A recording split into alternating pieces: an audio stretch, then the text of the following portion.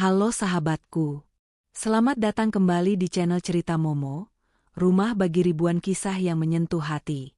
Apa kabar kalian hari ini? Semoga selalu dalam keadaan sehat ya. Siapkan hati dan tisu kalian, karena kisah yang akan kita bahas kali ini benar-benar menguras air mata dan emosi. Bayangkan rasanya berjuang 10 tahun di negeri orang, menahan rindu setengah mati, tapi saat pulang justru melihat sosok ibu yang kita muliakan diperlakukan tak manusiawi di rumah kita sendiri. Sebelum kita masuk ke alur ceritanya, yuk dukung terus channel ini agar semangat berkarya dengan cara tekan tombol like dan subscribe sekarang juga. Dan jangan lupa absen dulu ya. Tulis nama kalian, asal kota, dan ketik kata hadir di kolom komentar di bawah. Aku ingin menyapa sahabat-sahabat setiaku dari Sabang sampai Merauke. Sudah siap mendengarkan? Mari kita mulai kisahnya. 10 tahun. Waktu yang bukan main lamanya bagi seorang anak perempuan yang harus menahan rindu demi sebuah impian. Udara panas Jakarta siang itu menyambut kedatangan Andini, namun hatinya terasa sejuk membayangkan sebentar lagi ia akan memeluk sosok yang paling dicintainya di dunia ini. Di dalam taksi yang melaju membelah kemacetan, Andini tak henti-hentinya tersenyum sendiri. Tangannya menggenggam erat paspor dan sebuah bingkai foto kecil. Foto dirinya dan ibunya, Bu Fatimah, 10 tahun yang lalu. Andini membayangkan wajah teduh ibunya yang kini pasti sudah semakin tua. 10 tahun lalu, Andini pergi ke Taiwan dengan satu tekad bulat, mengubah nasib keluarga. Ia ingat betul bagaimana dulu mereka diusir dari kontrakan karena menunggak bayar. Ia ingat tangis ibunya yang tertahan di balik pintu kamar mandi, agar Andini tidak mendengarnya. Sejak hari itu, Andini bersumpah akan bekerja keras, memeras keringat, bahkan jika perlu menahan lapar, asalkan ibunya bisa hidup layak. Dan hari ini, janjinya telah lunas. Uang kirimannya selama 1 dekade telah menjelma menjadi sebuah rumah gedongan bertingkat 2 di kawasan elit pinggiran kota. Rumah yang ia bangun khusus untuk masa tua Bu Fatimah. Sengaja Andini tidak memberi kabar kepada siapapun tentang kepulangannya hari ini. Baik kepada suaminya, Maulana, maupun kepada ibu mertuanya, Bu Sumi. Ia ingin memberikan kejutan manis. Ia membayangkan Maulana akan berlari menyambutnya, dan Bu Fatimah akan menangis haru melihat putri semata wayangnya pulang dengan kesuksesan. Andini sudah membayangkan ibunya kini hidup bak ratu. Duduk santai di sofa empuk sambil menonton televisi, menikmati hasil jerih payah anaknya, dilayani dan dihormati. Bukankah setiap bulan Andini selalu mengirim uang lebih dari cukup untuk gaji pembantu dan biaya hidup mewah? Taksi online itu perlahan melambat dan berhenti tepat di depan sebuah gerbang besi hitam yang menjulang tinggi. Rumah itu tampak megah, persis seperti foto yang sering dikirimkan Maulana lewat pesan singkat. Cat dindingnya putih bersih, pilar-pilarnya kokoh, dan ada taman kecil yang asri di depannya. Dada Andini bergemuruh kencang. Ini rumahnya. Ini hasil kerja kerasnya mencuci piring, merawat lansia, dan membersihkan kotoran orang lain di negeri orang selama bertahun-tahun. Andini turun dari taksi, meminta sopir menurunkan 2 koper besarnya.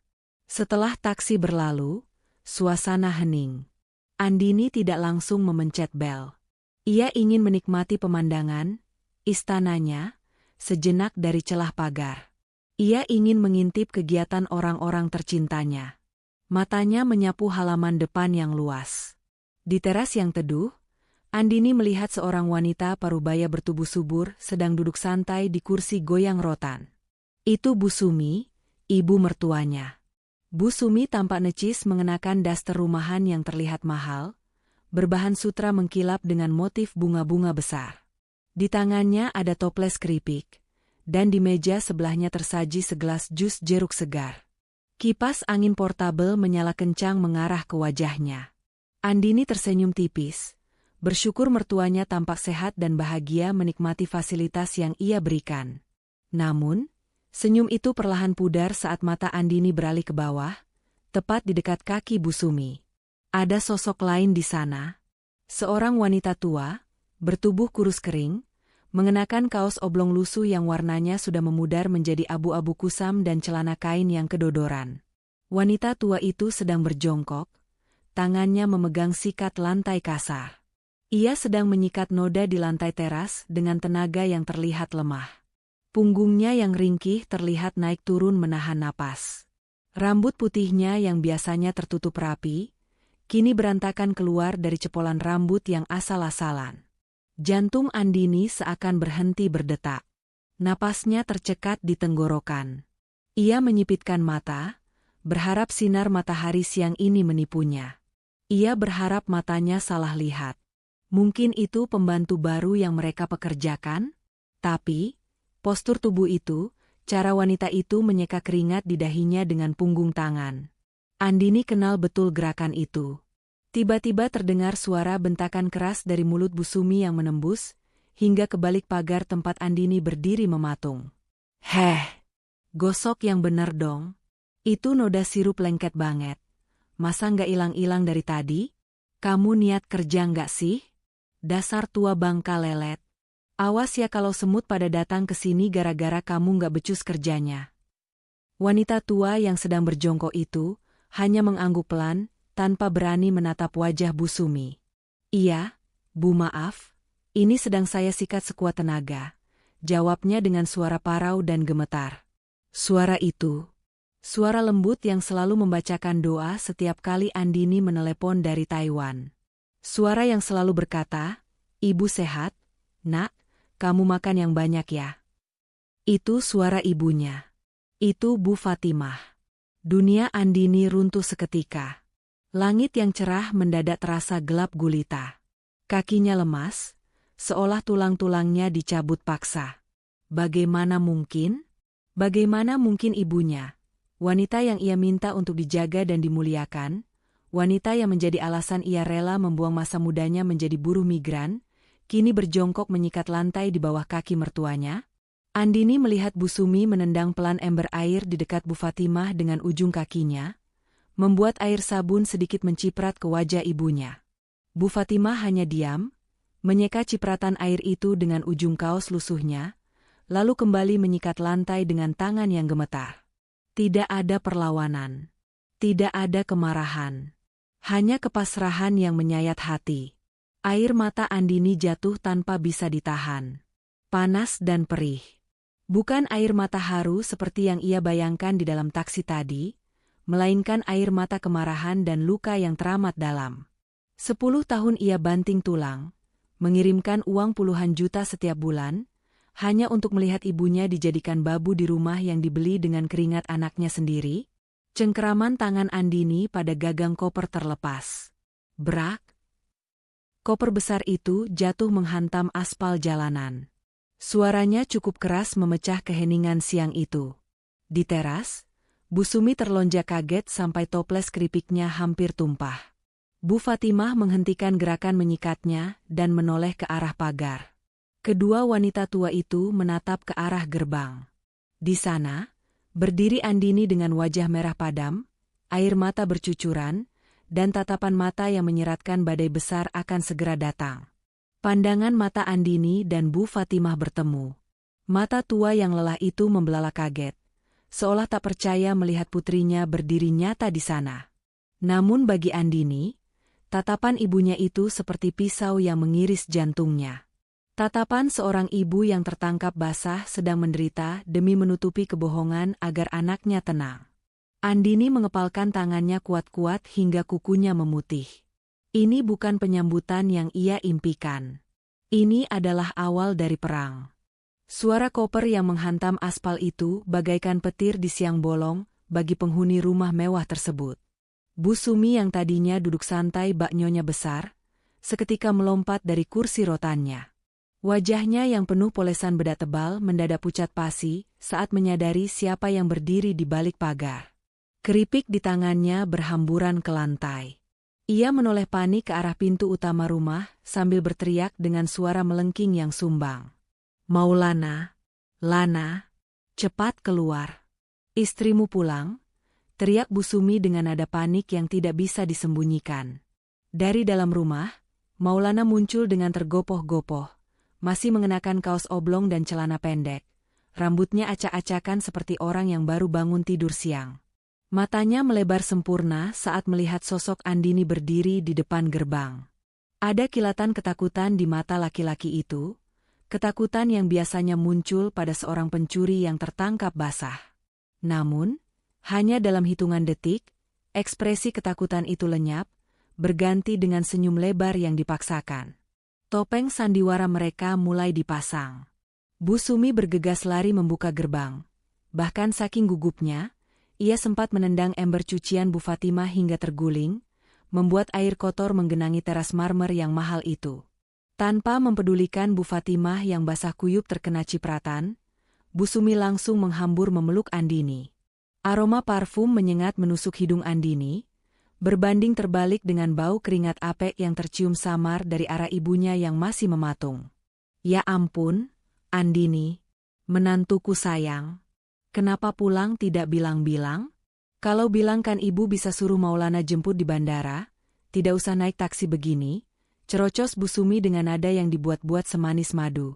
Ia memeluk Andini erat-erat, seolah ingin menghalangi pandangan Andini ke arah teras. Andini membiarkan tubuhnya dipeluk, namun tangannya tetap lurus di samping badan, kaku seperti patung. Matanya tidak lepas menatap Bu Fatimah yang kini berusaha berdiri dengan susah payah. Kaki wanita tua itu tampak gemetar, mungkin karena terlalu lama berjongkok. Ibu. Lirih Andini, suaranya tercekat. Ia melangkah ingin menghampiri ibunya, namun Maulana dengan sigap memotong jalannya. Suaminya itu langsung merangkul pundak Andini, menariknya menjauh dari jangkauan Bu Fatimah. Sayang. Mas rindu sekali sama kamu, seru Maulana berlebihan, mencium pipi kanan dan kiri Andini. Lihat kamu, makin cantik, makin bersih. Duh, istri Mas yang paling hebat sudah pulang. Andini menepis pelan tangan Maulana, tatapannya dingin. Kenapa ibu yang membersihkan lantai? Kenapa ibu pakai baju lusuh begitu? Tanyanya datar, namun ada getaran tajam dalam suaranya. Suasana hening sejenak. Maulana dan Bu Sumi saling bertukar pandang, seolah mengirim kode telepati untuk mencari alasan paling masuk akal. Bu Sumi kemudian tertawa renyah, tawa yang terdengar sangat sumbang di telinga Andini. Oalah, itu, ibumu itu loh, Endin. Keras kepala sekali, kilah Bu Sumi sambil mengibaskan tangannya ke udara. Ibu sudah larang, Maulana juga sudah marah-marah menyuruhnya istirahat. Tapi katanya ibumu bosan kalau cuma duduk diam. Katanya hitung-hitung olahraga biar badannya tidak kaku. Ya namanya orang tua zaman dulu, tidak betah kalau lihat lantai kotor sedikit. Iya kan, Lana? Maulana mengangguk cepat, kepalanya bergerak seperti boneka per di dashboard mobil. Betul, sayang. Mas sudah bilang, Bu, biar dibersihkan sama tukang bersih-bersih langganan, tapi ibumu ngotot. Katanya dia mau menyambut kepulanganmu dengan rumah yang bersih hasil tangannya sendiri. Mas jadi tidak tega melarang. Andini menatap ibunya. Bu Fatimah menunduk dalam-dalam, menyembunyikan wajahnya yang keriput. Perlahan, wanita tua itu mengangguk lemah, membenarkan kebohongan yang baru saja dikarang oleh besan dan menantunya. Iya, Nak. Ibu cuma mau gerak sedikit. Jangan dimarahi suamimu ya, dia baik sama ibu, ucap Bu Fatimah dengan suara lirih yang bergetar. Hati Andini remuk redam mendengar pembelaan ibunya. Ia tahu itu bohong.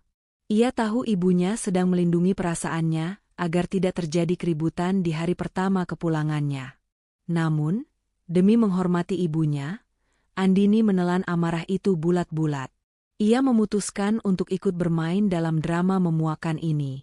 Kalau begitu, aku mau peluk ibu dulu, kata Andini tegas, melangkah maju. Tapi sekali lagi, Bu Sumi menghalangi dengan tubuh gempalnya. Eits, jangan dulu, Endin. Lihat tuh, baju ibumu kotor, basah, bau air comberan. Nanti baju bagusmu ikutan kotor. Kamu kan baru sampai, pasti capek. Masuk dulu, duduk di sofa, biar ibumu mandi dan ganti baju dulu. Masa pelukan sama anak kesayangan bau keringat begitu? Bu Sumi segera menoleh ke arah Bu Fatimah dengan tatapan mata yang mendelik tajam, sebuah isyarat ancaman yang hanya bisa dilihat oleh mereka berdua. Bu Fatimah, sana ke belakang dulu. Mandi yang bersih, ganti baju yang layak. Malu sama Andini? Bu Fatimah mengangguk takut. Ia memungut ember dan sikat lantainya dengan tergesa-gesa. Saat ibunya berbalik badan hendak menuju ke arah belakang rumah, bukan ke arah kamar tamu utama, angin sore menyingkap sedikit lengan baju panjangnya yang kedodoran. Mata Andini menangkapnya. Di sana, di lengan kurus yang hanya tinggal kulit pembalut tulang itu, terdapat memar berwarna biru keunguan. Memar itu terlihat baru, seperti bekas cengkeraman tangan yang kasar. Napas Andini tertahan. Itu bukan luka karena jatuh. Itu luka kekerasan. Andini ingin berteriak, ingin mengejar ibunya dan memeriksa seluruh tubuh rentanya. Tapi Maulana sudah menarik tangannya dengan lembut namun memaksa, membawanya masuk ke dalam rumah mewah itu. Ayo masuk, sayang. Mas sudah belikan sofa kulit asli dari Itali pesananmu. Empuk sekali. Kamu pasti betah duduk di sana seharian, ujar Maulana sambil membukakan pintu jati ukir yang megah. Andini melangkah masuk ke dalam rumah impiannya dengan langkah berat. Interior rumah itu luar biasa mewah. Lantai marmer berkilau, lampu gantung kristal, dan perabotan mahal memenuhi setiap sudut. Dulu, ia membayangkan rumah ini akan menjadi surga bagi masa tua ibunya. Tapi sekarang, saat ia melihat kemewahan ini, perutnya terasa mual. Setiap barang mewah di sini terasa seperti dibeli dengan tetesan air mata dan darah ibunya. Maulana mendudukkan Andini di sofa besar di ruang tengah, lalu berlutut di depannya, melepas sepatu Andini dengan gaya bak seorang pelayan setia. Mas pijat ya kakinya? Pasti pegalkan di pesawat lama, tawarnya dengan senyum manis yang membuat Andini ingin muntah. Di belakang mereka, Bu Sumi sibuk menyembunyikan toples-toples camilan mahalnya, takut Andini bertanya dari mana uang untuk membeli semua makanan impor itu. Andini membiarkan kakinya dipijat oleh suaminya. Ia bersandar di sofa, memejamkan mata, menarik napas panjang. Di balik kelopak matanya yang terpejam, bayangan memar di lengan ibunya terus menari-nari. Rasa kaget dan sedihnya perlahan bermetamorfosis menjadi sesuatu yang lebih gelap, lebih dingin, dan lebih berbahaya. Dendam. Nikmatilah pijatanmu sekarang, Mas, batin Andini dingin. Karena sebentar lagi, kamu tidak akan punya tangan untuk memohon ampun padaku. Sandiwara dimulai. Dan Andini berjanji, dia yang akan menjadi sutradaranya kali ini. Malam semakin larut, menyelimuti rumah mewah itu dalam keheningan yang mencekam. Di kamar tidur utama yang luas dan berpendingin udara, Maulana sudah terlelap, mendengkur halus di balik selimut tebal yang hangat. Laki-laki itu tidur dengan wajah tanpa dosa, seolah tidak ada beban kejahatan yang ia sembunyikan. Namun di sebelahnya, mata Andini terbuka lebar menatap langit-langit kamar yang dihiasi lampu downlight teredup. Sejak tadi sore, Andini berpura-pura lelah akibat jet lag agar bisa segera masuk kamar dan menghindari obrolan basa-basi dengan suami dan mertuanya. Ia menunggu. Menunggu hingga seluruh penghuni rumah benar-benar terlelap. Hatinya tidak tenang. Bayangan memar di lengan ibunya dan kebohongan-kebohongan manis yang dilontarkan Bu Sumi terus berputar di kepalanya seperti kaset rusak. Perlahan, Andini menyingkirkan tangan Maulana yang memeluk pinggangnya. Ia turun dari ranjang dengan gerakan sangat hati-hati agar tidak menimbulkan suara decitan. Tanpa mengenakan alas kaki, Andini melangkah keluar kamar seperti hantu, menyusuri lorong rumah yang gelap. Tujuannya satu, kamar tamu di lantai bawah. Dulu, saat merancang denah rumah ini lewat panggilan video, Andini meminta khusus agar kamar tamu di lantai bawah didesain senyaman mungkin untuk Bu Fatimah. Ia meminta kasur ortopedi untuk punggung ibunya yang sering sakit, jendela besar menghadap taman agar ibunya bisa melihat bunga di pagi hari, dan kamar mandi dalam agar ibunya tidak perlu berjalan jauh. Andini sampai di depan pintu kamar itu. Jantungnya berdebar kencang. Ia memutar gagang pintu perlahan. Terkunci. Kening Andini berkerut. Kenapa dikunci? Apakah ibunya dikunci dari luar? Dengan tangan gemetar, Andini mencari kunci cadangan yang biasanya ditaruh di laci bufet ruang tengah. Beruntung, kunci itu masih ada di sana. Dengan napas tertahan, ia membuka pintu kamar itu. Klik. Pintu terbuka. Cahaya lampu dari ruang tengah menerobos masuk, menyinari isi kamar. Andini terbelalak. Kamar itu kosong dari kehidupan manusia. Tidak ada kasur ortopedi, tidak ada lemari pakaian ibunya.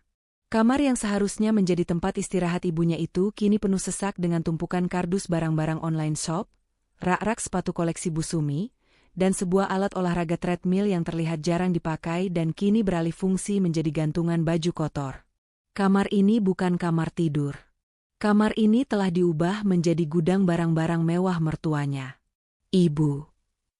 Desis Andini, air matanya mulai menggenang lagi. Jika ibunya tidak tidur di sini, lalu di mana? Firasat buruk menuntun langkah Andini menuju bagian belakang rumah, area servis yang dekat dengan dapur kotor dan tempat mencuci. Semakin ke belakang, udara terasa semakin pengap dan lembab.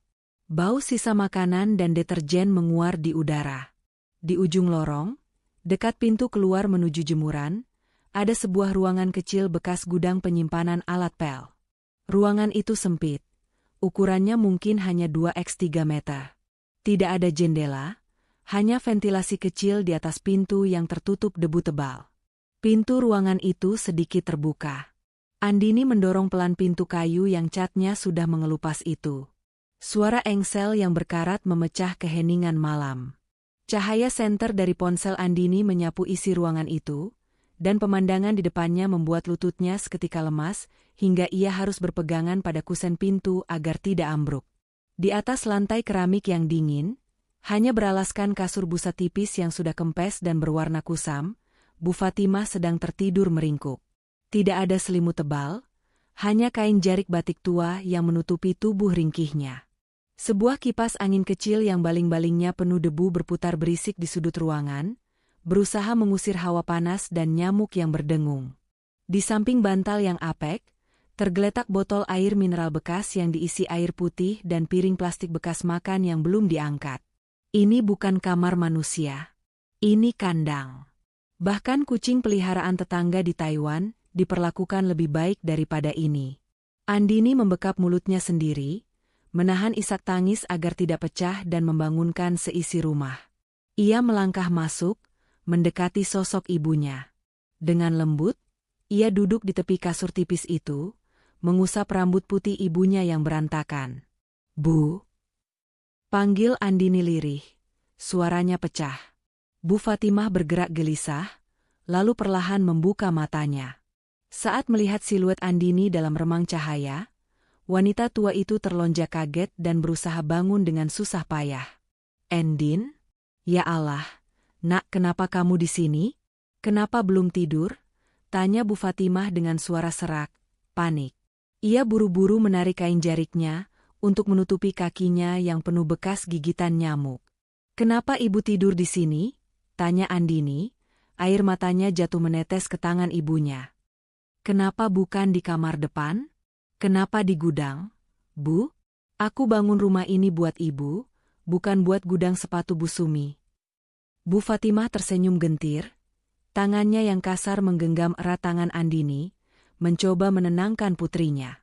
"SSTTT, jangan keras-keras, nanti suamimu bangun. Ibu tidak apa-apa di sini, Nak. Di depan itu AC-nya terlalu dingin, tulang ibu ngilu. Di sini hangat, dekat dapur. Jadi kalau ibu mau masak subuh-subuh gampang, tidak perlu jalan jauh." "Ibu bohong," potong Andini tajam. "Ibu tidak pernah suka panas. Ibu juga takut gelap. Dan kamar ini tidak ada jendelanya, Bu. Ini tidak sehat." Bu Fatimah menunduk, tidak bisa lagi menyembunyikan kenyataan, namun tetap berusaha membela menantunya. "Sudahlah, Nak. Yang penting kamu sudah pulang. Ibu rela tidur di mana saja, asalkan kamu bahagia sama suamimu. Maulana itu orang baik. Dia cuma menuruti ibunya. Bu Sumi kan orang tua, kita harus hormati. Hormati? Dengan cara menginjak-injak ibu? Andini menyibakkan sedikit lengan baju ibunya, memperlihatkan lagi memar biru itu di bawah cahaya ponsel. Ini perbuatan siapa? Bu? Maulana? Atau Bu Sumi? Bu Fatimah menarik tangannya cepat, menyembunyikannya di balik punggung. Ini cuma kepentok lemari, Endin. Sungguh. Jangan cari ribut ya, Nak. Ibu mohon. Kamu baru pulang, jangan rusak rumah tanggamu gara-gara ibu yang tua dan tidak berguna ini. Ibu cuma numpang di sini. Kata, numpang, itu menghunjam dada Andini seperti belati. Rumah ini dibangun dengan uang Andini, tanahnya dibeli dengan tabungan Andini, tapi ibunya sendiri merasa, numpang? Betapa hebatnya cuci otak yang dilakukan Maulana dan ibunya selama ini. Andini sadar, mendesak ibunya untuk bicara jujur malam ini hanya akan membuat ibunya semakin ketakutan. Ibunya sudah terlalu lama hidup dalam tekanan dan intimidasi mental. Andini menghapus air matanya kasar. Ia tidak boleh lemah. Jika ia menangis terus, ibunya akan semakin sedih. Ia harus kuat.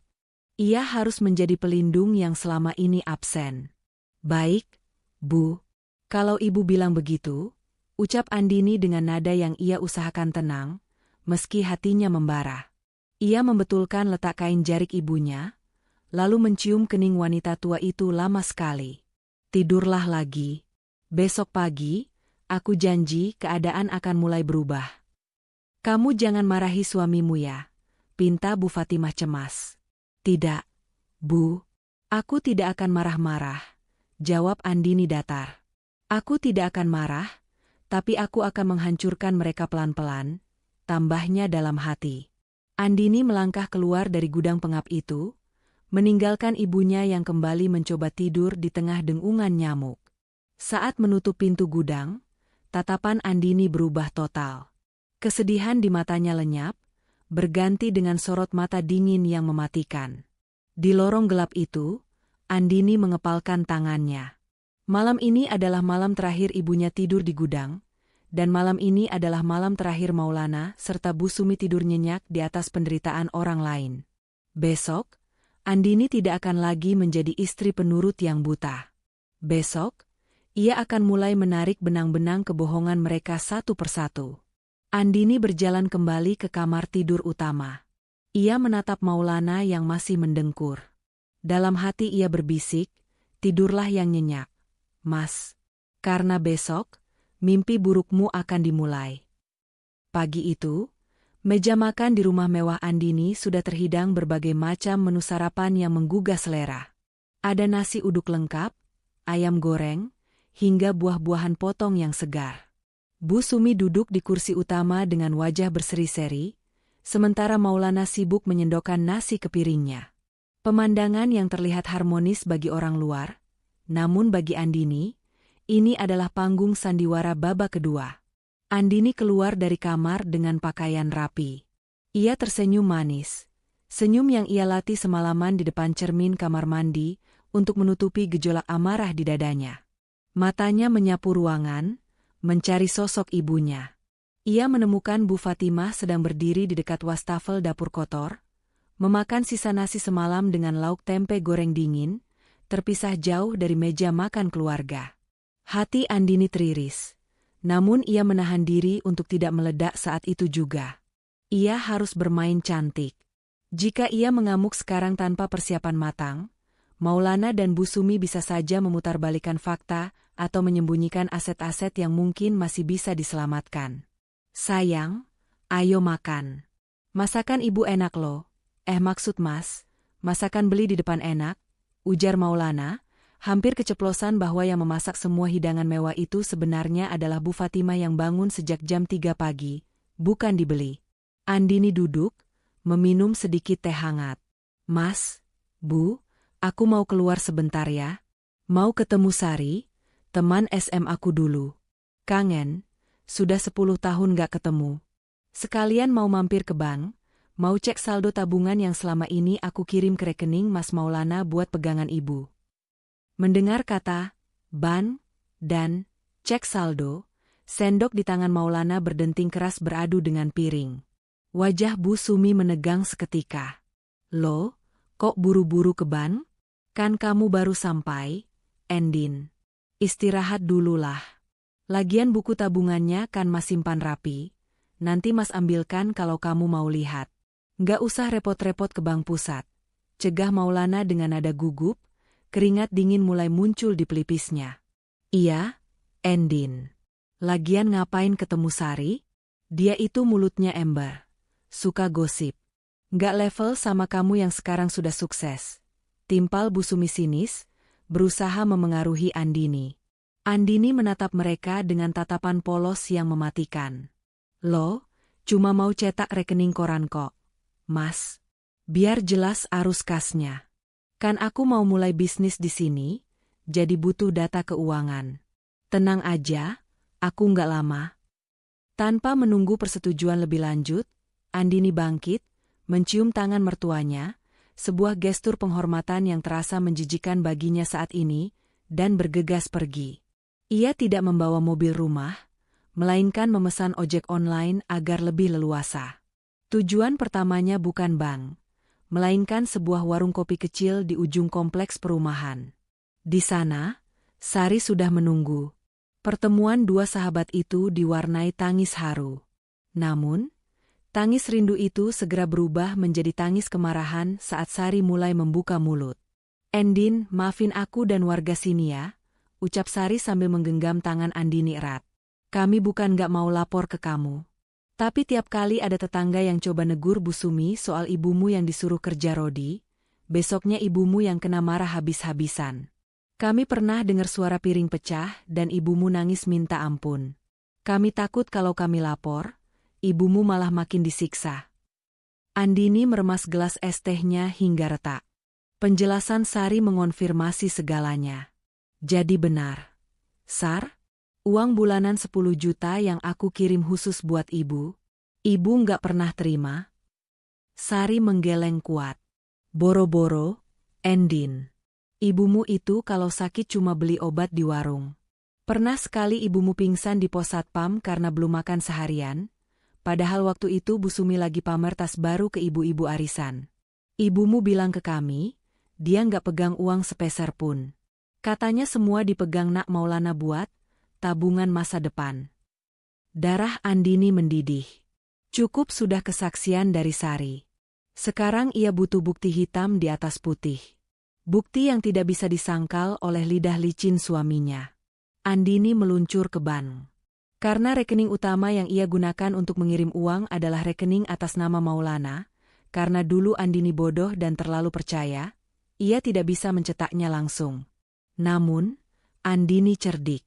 Ia memiliki satu rekening bersama dengan ibunya yang dulu pernah ia buat sebelum berangkat, dan ia tahu Maulana sering memindahkan uang ke sana lalu menariknya lagi untuk mengaburkan jejak, mengira Andini lupa akan rekening tua itu.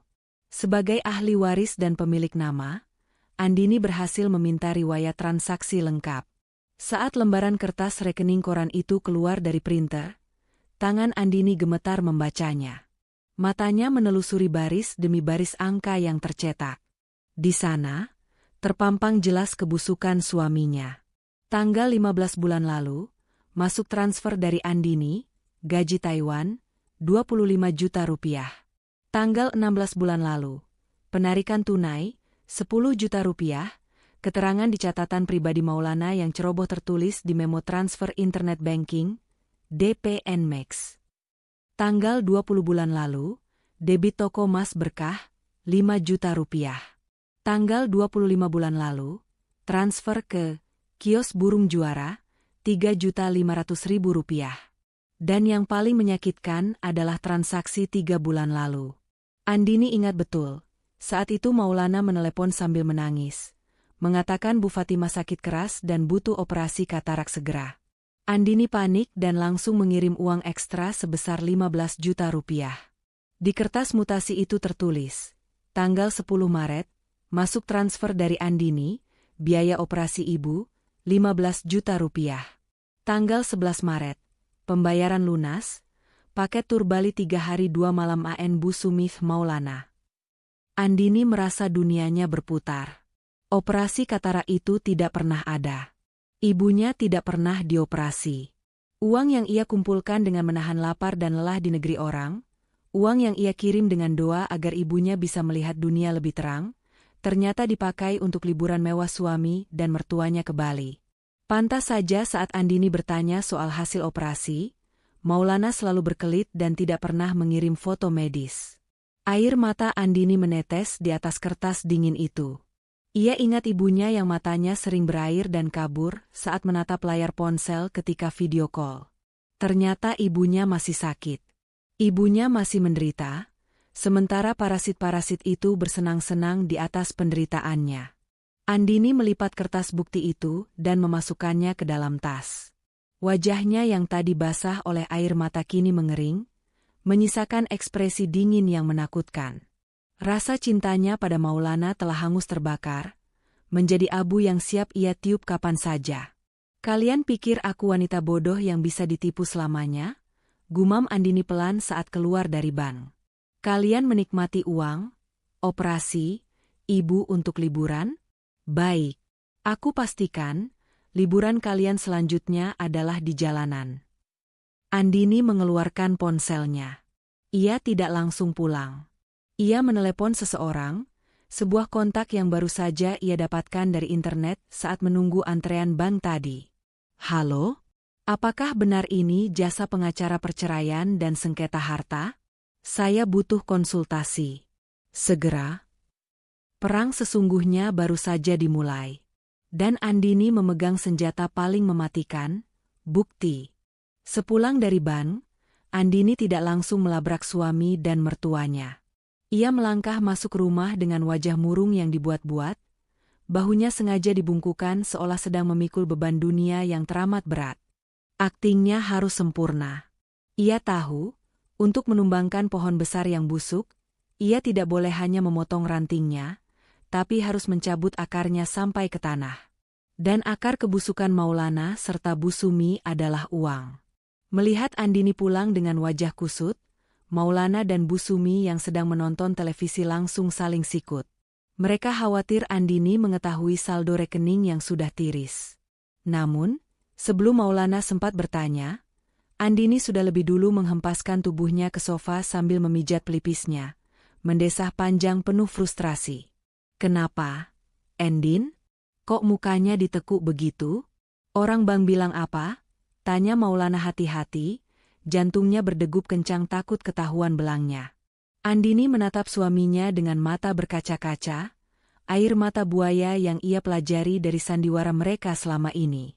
Mas, aku bingung. Tadi orang bank bilang, uang tabungan utamaku yang 2 miliar rupiah hasil kerja 10 tahun, tidak bisa dicairkan. Mendengar angka, 2 miliar, mata Bu Sumi langsung membelalak hijau, bersinar terang mengalahkan lampu kristal di ruang tamu. Rasa takutnya lenyap seketika, berganti dengan keserakahan yang meluap-luap. 2 miliar? Kamu punya uang sebanyak itu, Endin? Pekik Bu Sumi, suaranya melengking girang.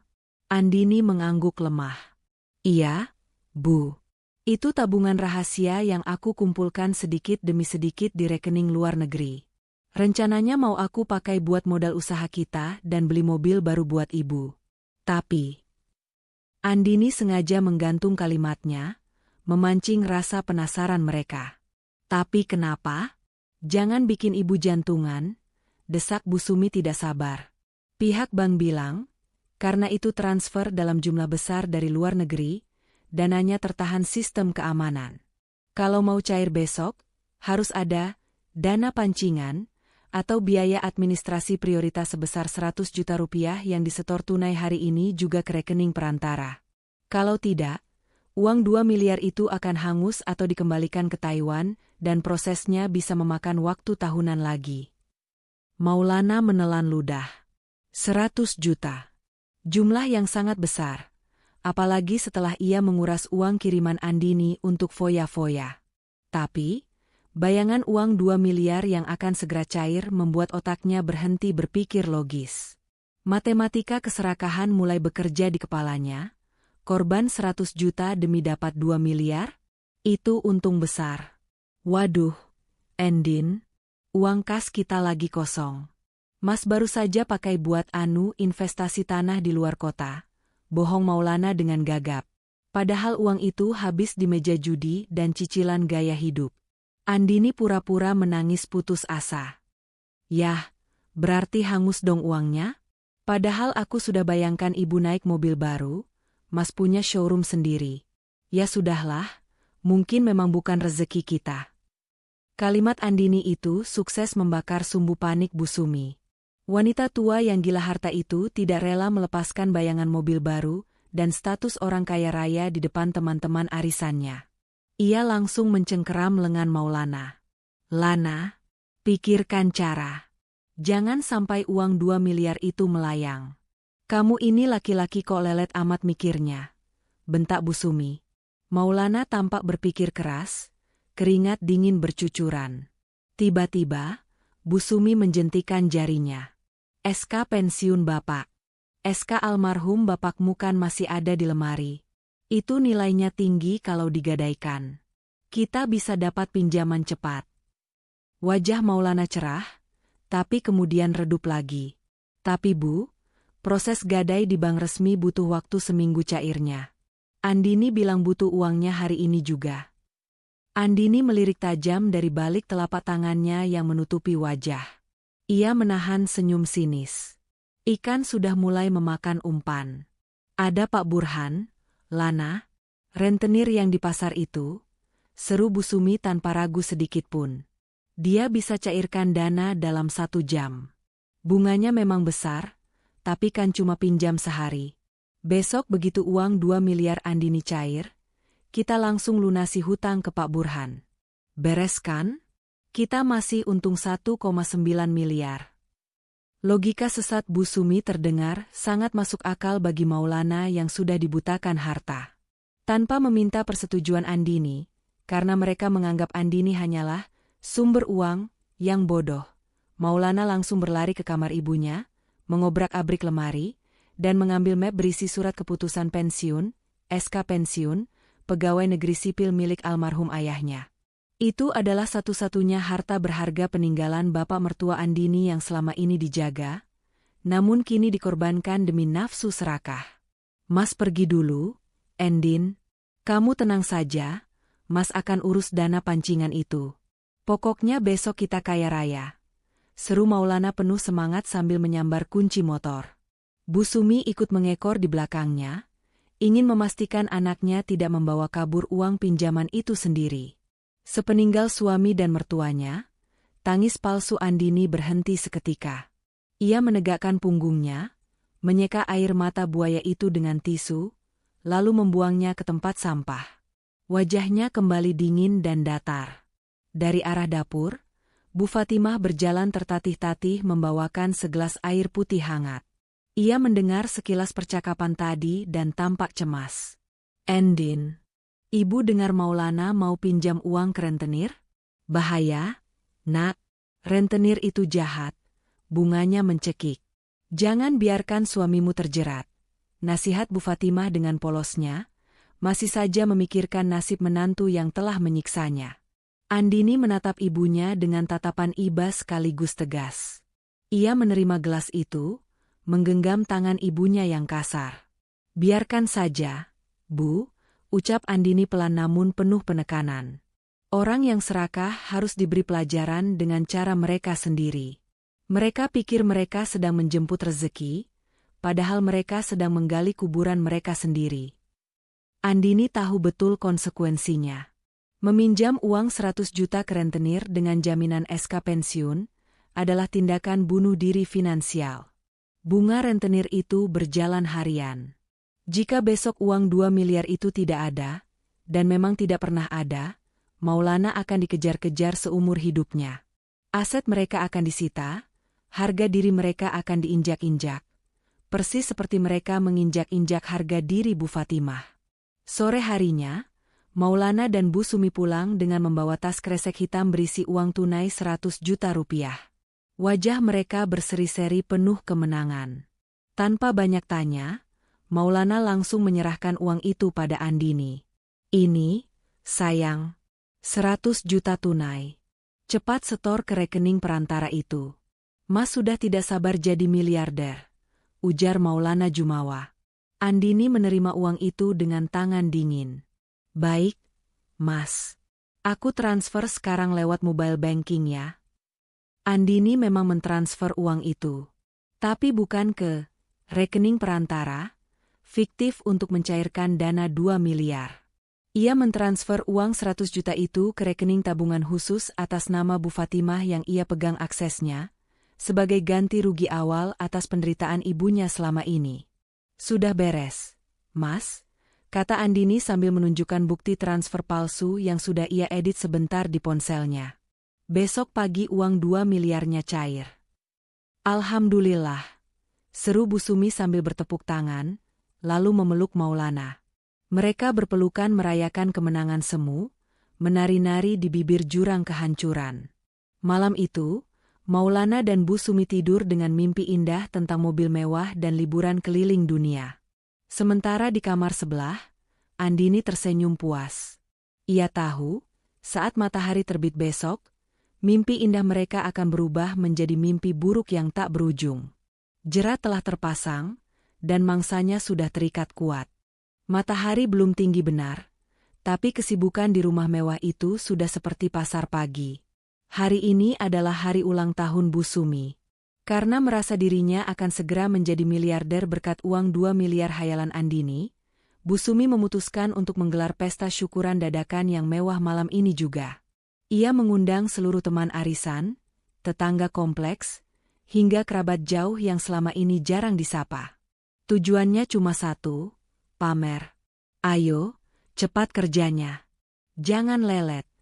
Suara cempreng Bu Sumi menggema dari ruang tengah. Andini yang baru keluar kamar melihat pemandangan yang membuat darahnya mendidih. Rumah itu sedang didekorasi dengan bunga-bunga palsu dan pita emas. Maulana sibuk menelepon catering dan sewa tenda, berhutang sana-sini dengan jaminan, besok dibayar lunas. Tapi yang paling menyakitkan adalah melihat Bu Fatimah. Di dapur, Bu Fatimah yang kakinya masih sakit, dipaksa mengupas sekarung kentang dan memotong tumpukan daging sapi sendirian. Wajah tuanya banjir keringat, napasnya tersengal-sengal. Sementara Bu Sumi duduk santai di meja makan sambil memilah-milah baju pesta mana yang akan ia pakai, sesekali membentak Bu Fatimah jika pisau di dapur berhenti berbunyi. Bu, panggil Andini tajam, menghampiri meja makan. Kenapa Ibu Fatimah disuruh masak sebanyak ini? Kan Mas Maulana sudah pesan catering. Bu Sumi menoleh tanpa rasa bersalah. Ah, catering kan cuma buat tamu VIP, Endin. Kalau buat tetangga yang biasa-biasa, sayang uangnya.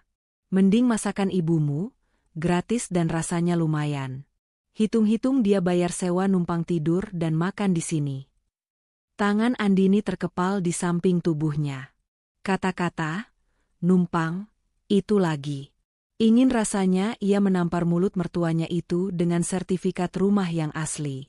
Tapi Andini menahan diri. Sabar, Andini. Sedikit lagi. Biarkan mereka terbang tinggi sebelum kamu hempaskan ke tanah. Batinnya. Andini berjalan ke dapur, mengambil pisau dari tangan ibunya. Ibu istirahat saja. Biar Andini yang lanjutkan atau kita beli saja lauk tambahan di warung. Bu Fatimah menahan tangan Andini, menggeleng lemah. Matanya menyiratkan ketakutan. Jangan, Nak, nanti Bu Sumi marah. Ibu nggak apa-apa kok. Ibu senang bisa bantu acara mertuamu. Kamu dandan yang cantik sana, kan kamu bintangnya nanti malam. Malam pun tiba. Rumah itu terang benderang oleh lampu hias. Tamu-tamu mulai berdatangan dengan pakaian necis. Musik dangdut koplo diputar cukup kencang dari speaker sewaan. Bu Sumi berdiri di pintu depan Bak Ratu Inggris, mengenakan kebaya penuh payet yang menyilaukan mata, lehernya dililit kalung emas tebal, yang Andini tahu itu emas muda hasil kredit. Wah, Jeng Sumi, pestanya meriah banget. Dengar-dengar menantunya sukses besar ya di Taiwan? Tanya seorang ibu-ibu berlipstik merah menyala. Bu Sumi tertawa lebar, memamerkan gigi palsunya. Oh jelas dong. Andini itu menantu emas saya. Rumah ini, mobil, semua hasil didikan saya ke dia. Makanya dia berbakti banget. Sebentar lagi dia mau cairkan 2 miliar buat saya loh, Jeng. Tamu-tamu berdecak kagum, memuji Bu Sumi yang dianggap sukses mendidik anak dan menantu. Maulana berdiri di samping ibunya, membusungkan dada dengan bangga, seolah dialah yang bekerja keras. Sementara Andini berdiri di pojokan, tersenyum kecut melihat sirkus kemunafikan ini. Mana minumannya? Kok gelas tamu pada kosong? Teriak Bu Sumi tiba-tiba, suaranya melengking mengatasi suara musik. Ia menoleh ke arah lorong dapur. Dari sana, muncullah Bu Fatimah. Ibunya mengenakan seragam pelayan berwarna hitam putih, bekas seragam pembantu tetangga yang dipinjam paksa oleh Bu Sumi. Bu Fatimah membawa nampan besar berisi gelas-gelas sirup merah yang berat. Langkahnya tertatih-tatih, tangannya yang kurus gemetar hebat menahan beban nampan itu. Andini melihat pemandangan itu dari seberang ruangan. Jantungnya serasa ditusuk ribuan jarum. Ibunya, wanita yang melahirkannya dengan taruhan nyawa, kini dijadikan tontonan sebagai pelayan di pesta orang yang merampok harta anaknya. Lama banget sih. Tamu keburu haus, bentak Bu Sumi di depan semua orang. Ia sengaja ingin mempermalukan Bu Fatimah, menunjukkan siapa yang berkuasa di rumah itu. Bu Fatimah mempercepat langkahnya dengan gugup. Namun, karena karpet ruang tamu yang tebal dan kakinya yang lemas, ia tersandung sedikit. Gelas-gelas di nampan berdenting keras, nyaris tumpah. Hati-hati. Kalau gelas kristal itu pecah, kamu nggak bakal sanggup ganti meski kerja seumur hidup. Hinaan Bu Sumi meluncur lancar, disambut tawa kecil beberapa teman arisannya yang tak punya hati. Maulana hanya diam, sibuk merokok, pura-pura tidak melihat. Batas kesabaran Andini putus malam itu juga. Persetan dengan rencana menunggu besok. Ia tidak bisa membiarkan ibunya dihina 1 detik lagi. Andini melangkah cepat membelah kerumunan tamu. Hak tinggi sepatunya berbunyi tegas di lantai marmer. Ia menghampiri ibunya, mengambil alih nampan berat itu dengan 1 tangan, sementara tangan lainnya merangkul bahu ringkih Bu Fatimah. Biar Andini saja, Bu, ucapnya lembut pada ibunya, namun matanya menatap tajam ke arah Bu Sumi. Bu Sumi yang melihat Andini mengambil alih tugas pelayan justru semakin besar kepala. Nah, gitu dong. Contoh menantuku ini, cekatan. Sini bawakan minumnya ke Jeng Sri. Perintah Bu Sumi sambil menunjuk temannya. Andini tersenyum miring. Senyum yang membuat bulu kuduk Maulana yang melihatnya dari jauh tiba-tiba meremang. Andini berjalan mendekati Bu Sumi yang sedang berdiri di tengah ruangan, tepat di bawah lampu kristal, memamerkan gaun mahalnya. Ini minumannya, Bu, kata Andini. Saat jarak mereka tinggal 1 langkah, Andini sengaja, tersandung, kaki meja yang jelas-jelas terlihat. Biur. 1 nampan penuh berisi sirup merah kental itu tumpah seluruhnya. Bukan ke lantai, tapi tepat mengguyur tubuh Bu Sumi dari dada hingga ke kaki. Gaun kebaya mahal berwarna krem itu seketika berubah warna menjadi merah darah, lengket dan basah kuyup. Keheningan seketika menyergap ruangan itu. Musik seolah berhenti mendadak. Semua tamu ternganga. Bu Sumi menjerit histeris seperti orang kesurupan. Gaun mahalku. Mata kamu di mana Andini? Andini berdiri tegak, tidak ada raut penyesalan sedikit pun di wajahnya. Ia justru menatap mertuanya dengan tatapan dingin yang menusuk tulang.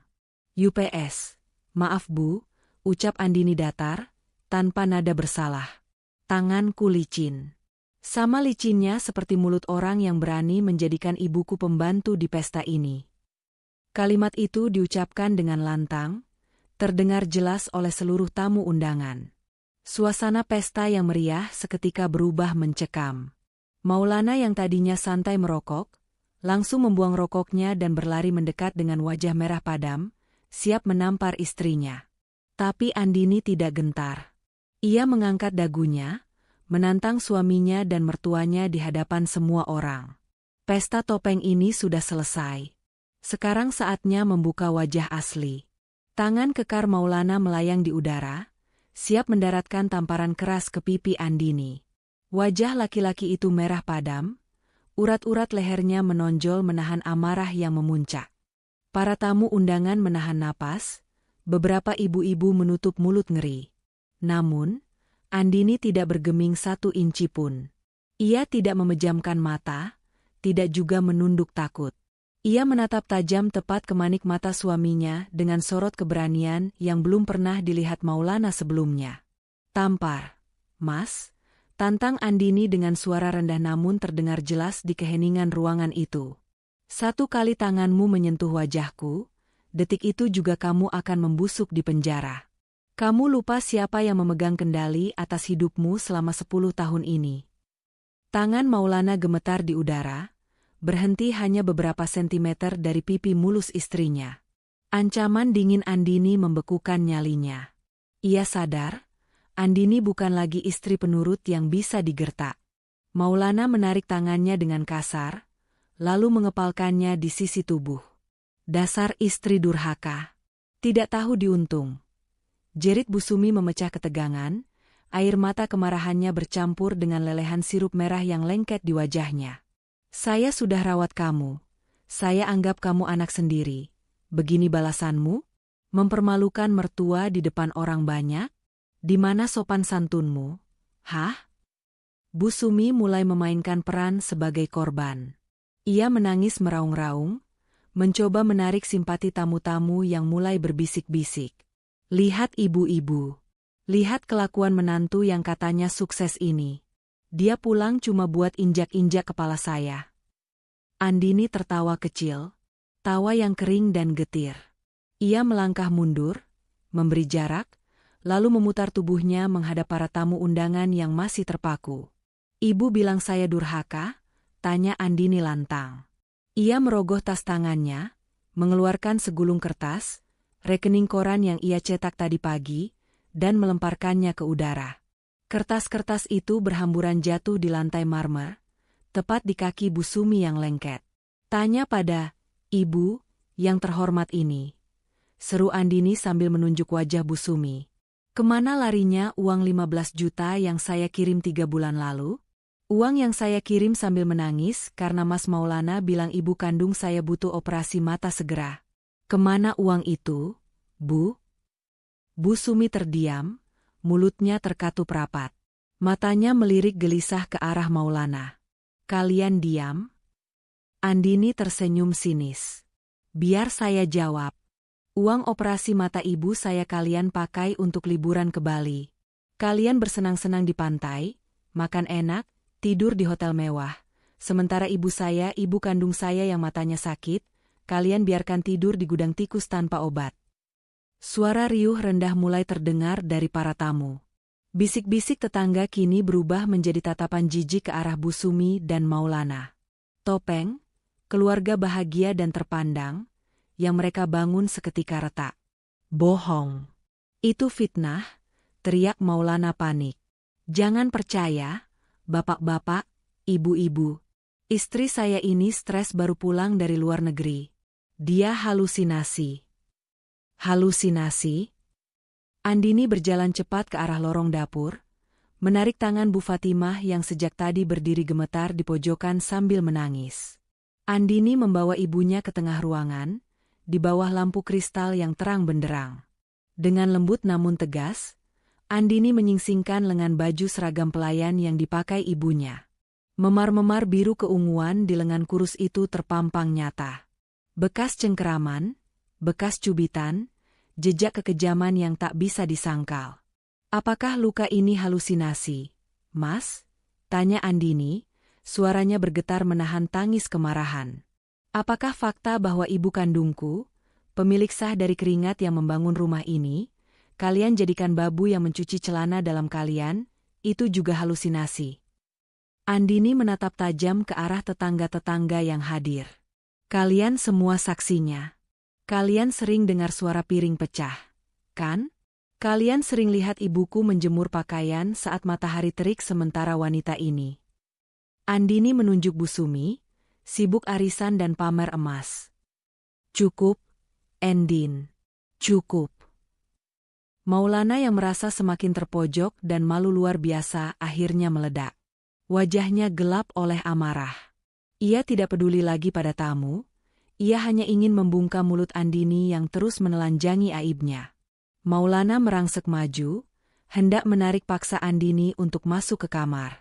Namun, Bu Fatimah yang melihat menantunya mengamuk, secara naluriah langsung pasang badan. Naluri seorang ibu yang ingin melindungi anaknya mengalahkan rasa takut dan sakit di kakinya. Bu Fatimah merentangkan tangan kurusnya di depan Andini, menghadang tubuh besar Maulana. Jangan, Nak Maulana, jangan sakiti Andini. Pukul ibu saja, jangan anak ibu. Ratap wanita tua itu memohon. Minggir kamu tua bangka.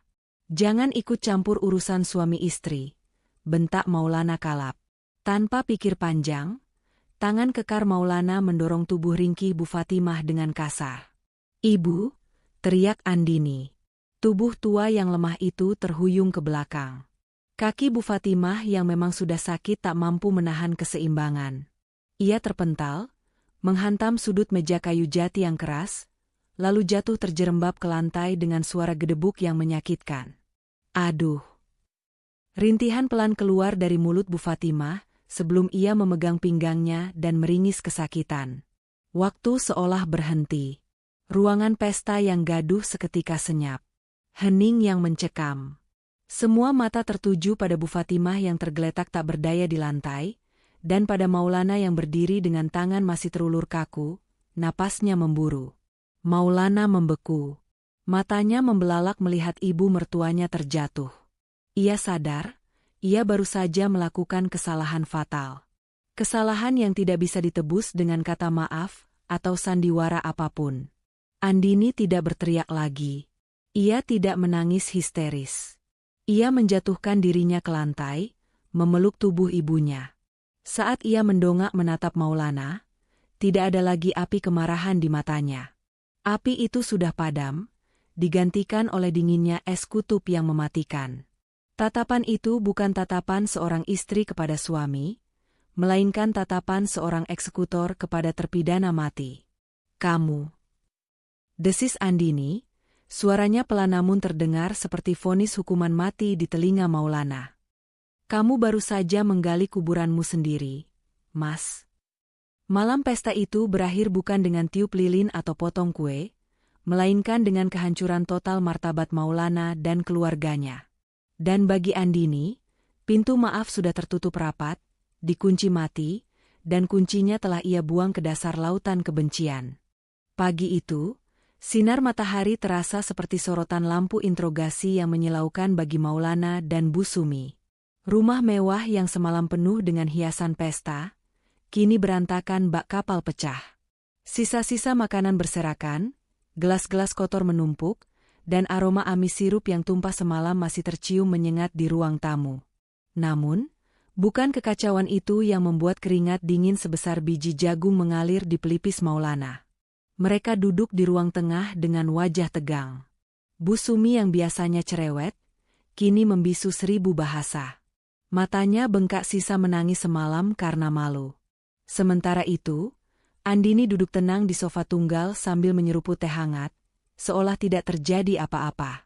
Di sampingnya, Bu Fatimah duduk diam, pinggangnya sudah dikompres dan diobati, menatap anak menantunya dengan pandangan nanar. Endin. Suara Maulana memecah keheningan, terdengar parau dan putus asa. Sekarang sudah jam 9 pagi. Mana uang 2 miliar itu?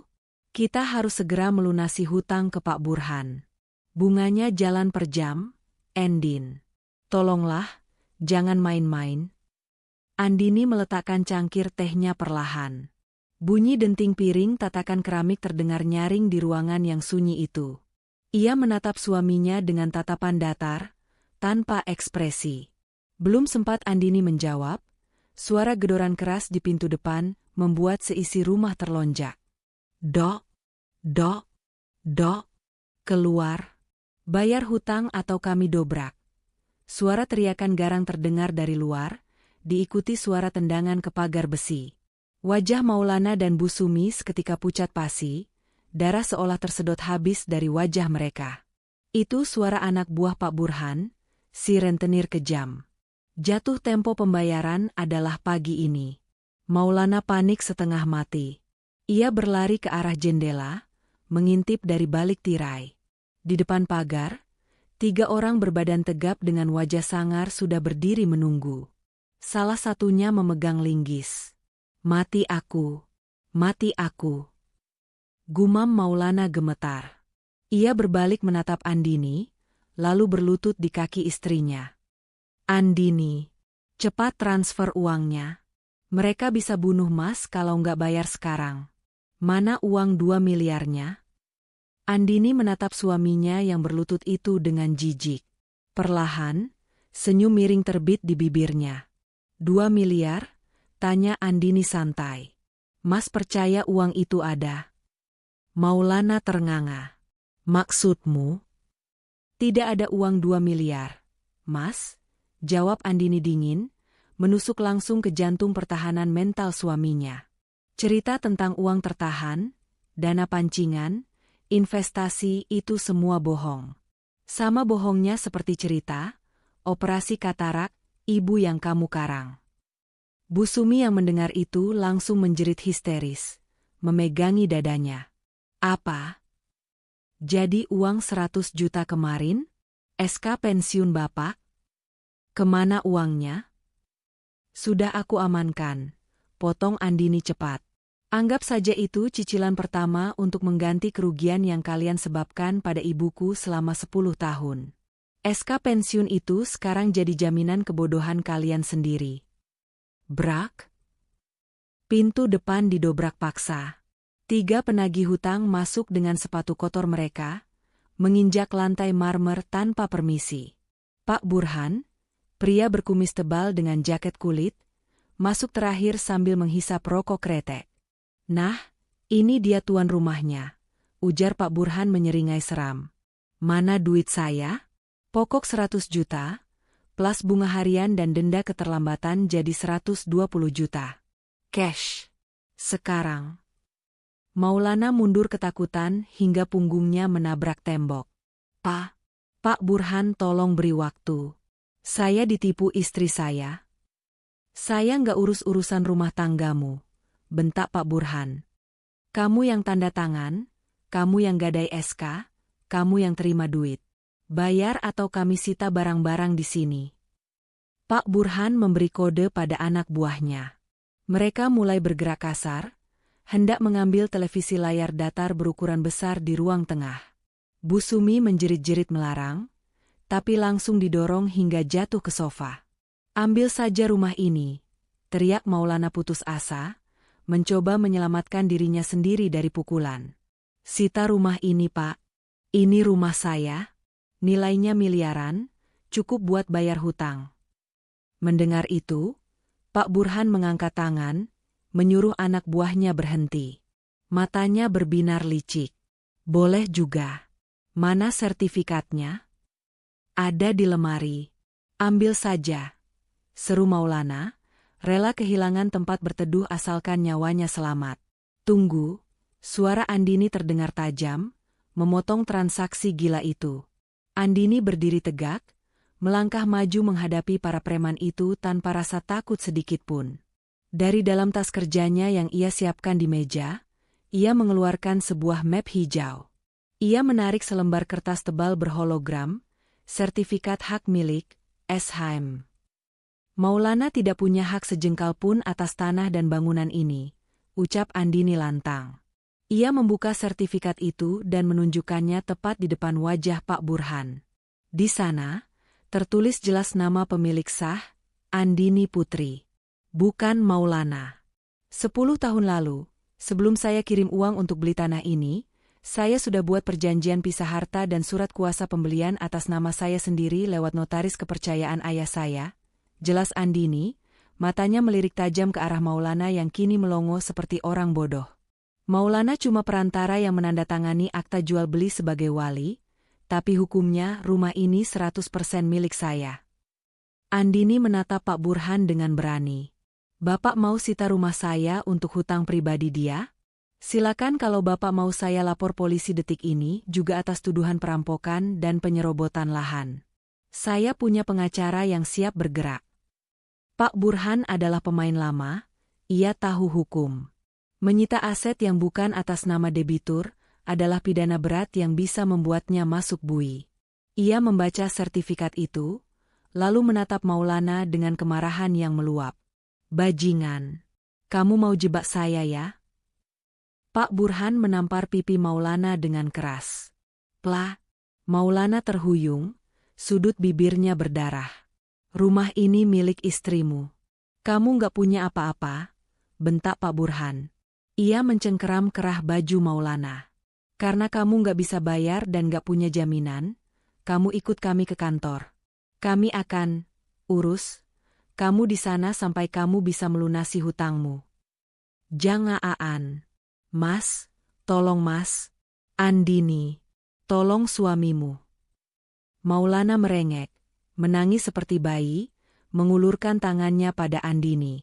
Bu Sumi ikut bersujud di kaki Andini. Endin, tolong Endin. Ibu minta maaf. Jangan biarkan Maulana dibawa. Andini menatap pemandangan itu dengan hati yang sudah membatu. Dulu, mungkin ia akan luluh. Tapi bayangan ibunya tidur di gudang sempit dan memar di lengan wanita tua itu, menghapus semua rasa ibanya. Maaf, Mas. Maaf, Bu, ucap Andini dingin. Seperti kata Mas Maulana kemarin, itu hutangmu, bukan hutangku. Dan rumah ini adalah istana ibuku. Tidak ada tempat bagi orang asing yang jahat di sini.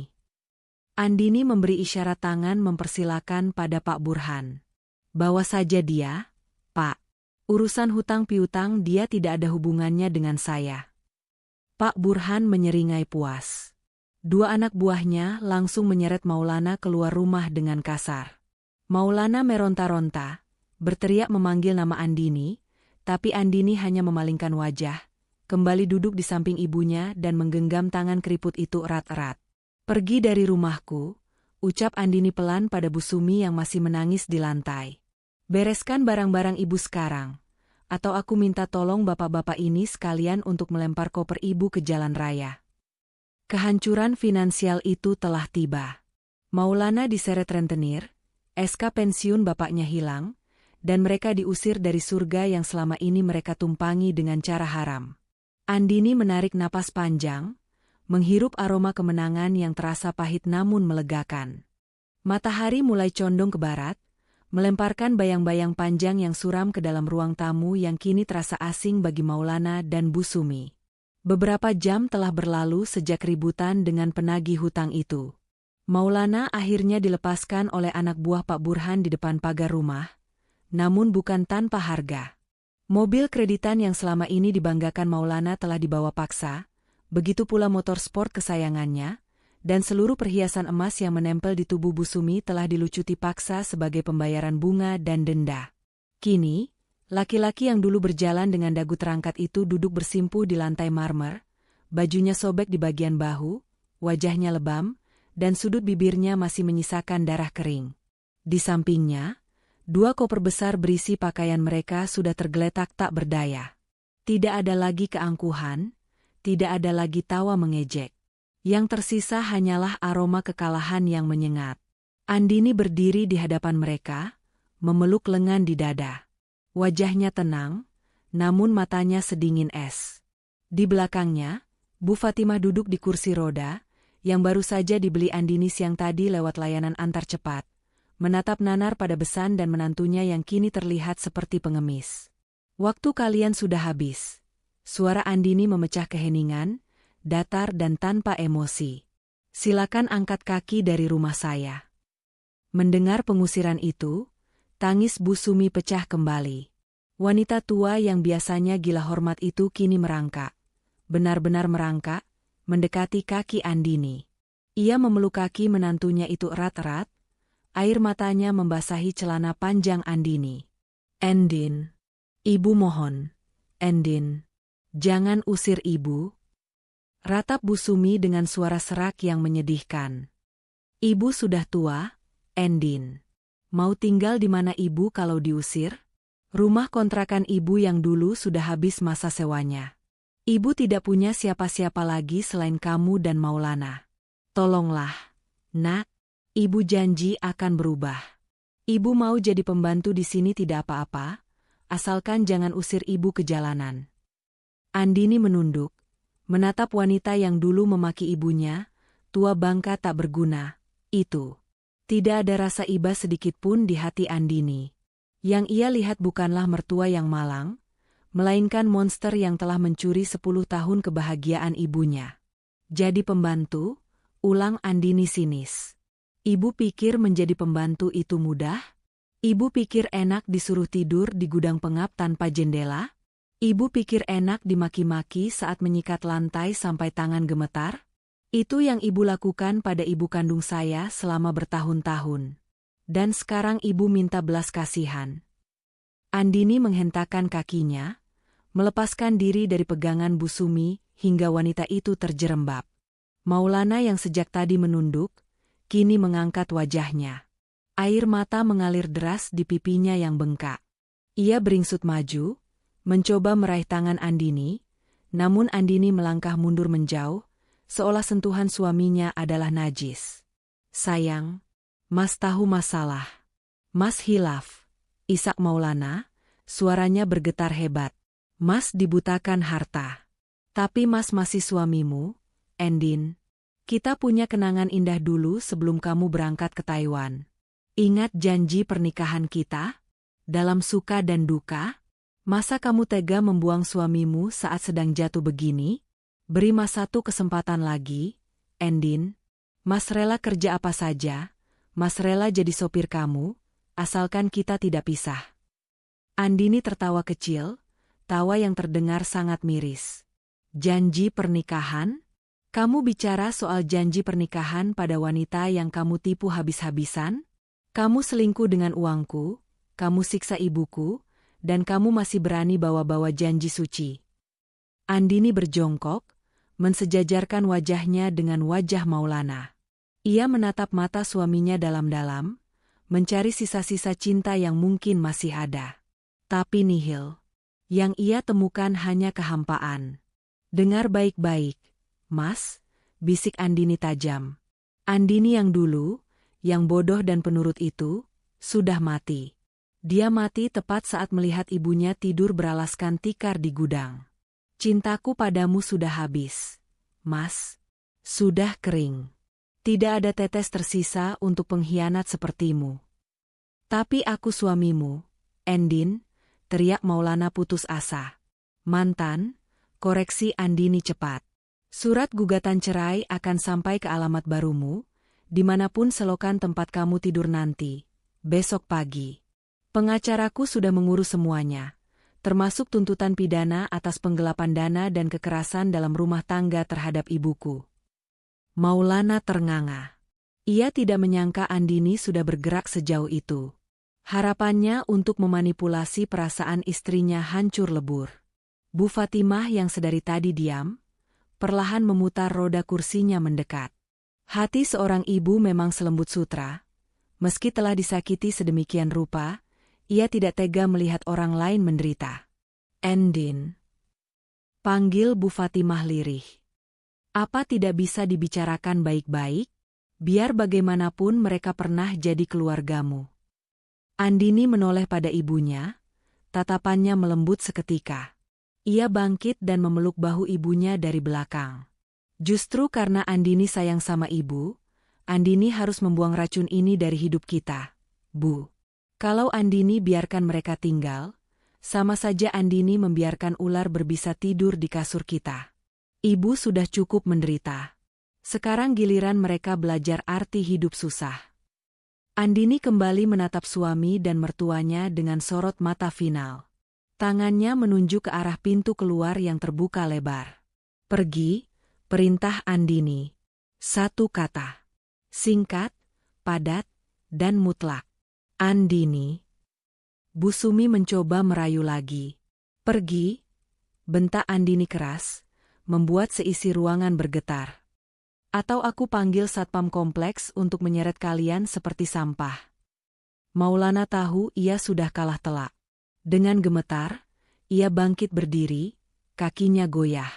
Ia memapah ibunya yang masih menangis tersedu-sedu untuk berdiri. Dengan langkah berat, mereka meraih koper-koper itu. Setiap langkah menuju pintu keluar terasa seperti berjalan menuju tiang gantungan. Saat mereka melangkah keluar dari teras, langit sudah mulai gelap. Gerbang besi hitam yang megah itu terbuka. Maulana sempat menoleh ke belakang sekali lagi, menatap istana yang seharusnya bisa ia nikmati seumur hidup jika saja ia tidak serakah. Ia menatap Andini yang berdiri tegak bak Dewi pembalas dendam di ambang pintu, dengan Bu Fatimah di sampingnya. Pintu jati besar itu perlahan ditutup oleh Andini dari dalam. Blam! Suara pintu tertutup itu menjadi penanda akhir dari segalanya. Maulana dan Bu Sumi berdiri di pinggir jalan aspal yang dingin. Tanpa mobil, tanpa uang, tanpa rumah, dan tanpa harga diri. Angin malam mulai menusuk kulit, membawa kabar buruk tentang masa depan yang suram. Dari balik pagar, mereka mendengar suara kunci diputar 2 kali. Klik, klik. Mereka benar-benar sudah terusir. Langit bergemuruh pelan, rintik hujan mulai turun, seolah alam pun setuju untuk membasuh jejak kotor mereka dari halaman rumah itu. Maulana menatap ibunya, dan Bu Sumi menatap anaknya. Di mata mereka, tidak ada lagi kasih sayang ibu dan anak, yang ada hanya tatapan saling menyalahkan dalam diam. Kehancuran mereka sempurna. 1 bulan telah berlalu sejak malam badai itu. Rumah mewah dengan pilar-pilar tinggi yang dulu menjadi saksi bisu penderitaan Bu Fatimah, kini tampak sepi. Sebuah papan besar bertuliskan, "Dijual cepat," terpampang jelas di pagar depan. Andini memutuskan untuk melepaskan istana itu.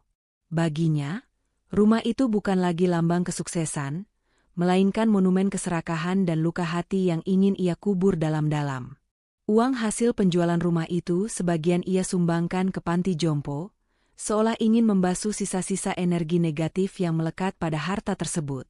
Pagi itu, udara terasa sangat segar, berbeda dengan udara kota yang penuh polusi dan kemunafikan.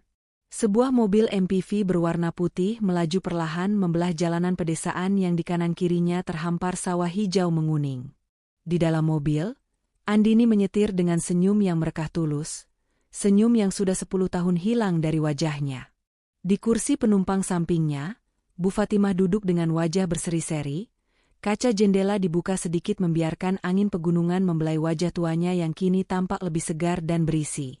"Kita sudah sampai, Bu," ucap Andini lembut sambil membelokkan mobil memasuki halaman sebuah rumah kayu bergaya joglo yang asri. Rumah itu tidak semegah rumah gedongan mereka di kota. Tidak ada lantai marmer impor, tidak ada lampu kristal gantung, dan tidak ada pagar besi menjulang tinggi. Namun, rumah itu dikelilingi halaman luas yang penuh dengan bunga melati dan anggrek, bunga kesukaan Bu Fatimah. Ada kolam ikan kecil dengan gemericik air yang menenangkan, dan sebuah balai-balai bambu di teras depan yang menghadap langsung ke arah gunung. "Masya Allah, indah sekali, Nak," desah Bu Fatimah kagum. Matanya berkaca-kaca. "Ini rumah kita?" "Iya, Bu. Ini rumah kita," jawab Andini sambil mematikan mesin mobil. "Di sini tidak ada tangga tinggi yang bikin kaki ibu sakit. Tidak ada lantai licin yang harus ibu sikat setiap hari. Di sini, ibu cuma punya satu tugas. Bahagia." Mereka turun dari mobil. Andini menuntun ibunya berjalan pelan menuju teras. Tidak ada lagi seragam pelayan lusuh. Bu Fatimah kini mengenakan gamis katun lembut berwarna biru muda dan kerudung senada yang membuatnya terlihat anggun. Sari, sahabat Andini yang ikut membantu pindahan, menghampiri mereka sambil membawa nampan berisi teh hangat dan pisang goreng. "Endin, kamu dengar kabar terbaru soal mantan suamimu?" tanya Sari hati-hati. Andini menggeleng pelan sambil mendudukkan ibunya di kursi goyang. "Aku tidak peduli lagi, Sar. Tapi, apa kabar mereka? Tadi pagi aku lewat pasar induk. cerita Sari. Aku lihat Bu Sumi sedang ribut sama pedagang sayur. Dia jualan kerupuk keliling tapi diusir karena menghalangi jalan. Bajunya kucel, Endin. Terus si Maulana, aku dengar dia sekarang kerja serabutan jadi kuli panggul di pasar itu. Mereka tinggal di kontrakan petak pinggir kali yang sering banjir. Tiap hari isinya cuma bertengkar saling menyalahkan siapa yang bikin mereka miskin. Mendengar itu, Bu Fatimah menghela napas panjang. Ada rasa iba